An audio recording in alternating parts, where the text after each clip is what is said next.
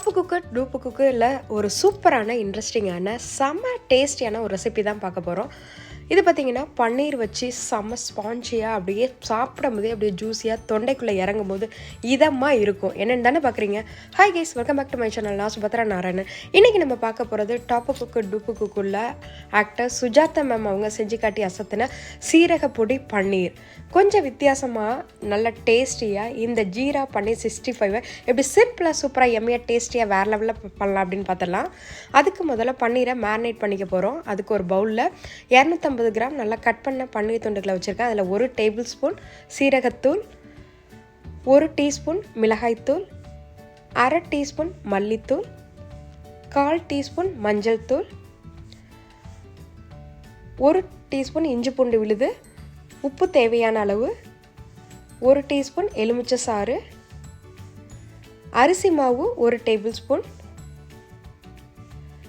பொடியாக நறுக்கின இஞ்சி துண்டு 1 டேபிள் ஸ்பூன், பொடியாக நறுக்கின கொத்தமல்லி 1 டேபிள் ஸ்பூன், 1 டீஸ்பூன் எண்ணெய். இப்போ இது எல்லாத்தையும் சேர்த்து நல்லா மிக்ஸ் பண்ணிக்கலாம்.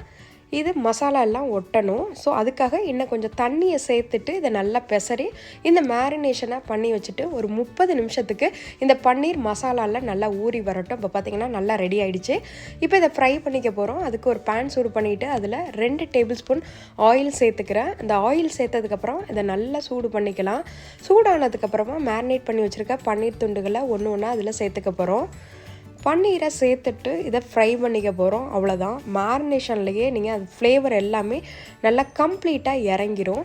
ஸோ இதை சேர்த்ததுக்கப்புறமா மிதமான சூட்டில் வச்சுக்கிட்டு பன்னீரை அப்படியே லைட்டாக புரட்டி போடுங்க. இதோட 4 சைடுமே நல்லா அப்படியே கிறிஸ்பியாக, வெளியில் பார்த்திங்கன்னா நல்லா கிறிஸ்பியாக கோல்டன் கலர் வரணும்.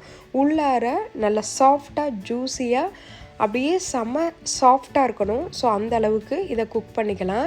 ரொம்ப ரப்பரியாகவும் ஆயிடக்கூடாது, அதே நேரத்தில் ரொம்ப சொதன்னு இருக்கக்கூடாது. வெளியில் பிடிச்சி சாப்பிட கிறிஸ்பியாக இருக்கணும். ஸோ அதனால் மிதமான ஹீட்டில் வச்சு அப்படியே லைட்டாக அதை வறுத்துக்கலாம்.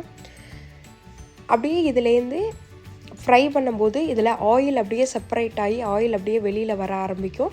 ஸோ இந்த மாதிரி வர ஆரம்பிக்கும் போது நம்ம அடுப்பை அணைச்சிட்டு இதை எடுத்து தனியாக ஒரு பிளேட்டில் வச்சுக்கலாம். அது மேலே அப்படியே நம்ம பொடியாக நறுக்குன கொத்தமல்லியை அப்படியே தூவி விட்டு சாப்பிடும்போது செம்ம டேஸ்ட்டாக இருக்கும். ஸோ அப்படியே பிளேட்டில் சர்வ் பண்ணிக்கிட்டு சுட சுட வேணும்னா கொஞ்சம் எலுமிச்சம்பழத்தோட சாரை பிழிஞ்சு சாப்பிட்டு பாருங்கள். டேஸ்ட்டு வேறு லெவலாக இருக்கும். அவ்வளோதான் இன்றைக்கி பார்த்த இந்த ஜீரா பன்னீர் 65 உங்களுக்கு ரொம்ப பிடிச்சிருக்குன்னு நினைக்கிறேன். மீண்டும் வேறு ஒரு இன்ட்ரெஸ்டிங்கான வீடியோவில் உங்களை சந்திக்கிறேன். அனில் தான் தைனிங்க Subhadra Narayanan. Sekhar bye. Thanks for watching. Now please like, subscribe and share the video. See you next time. Bye.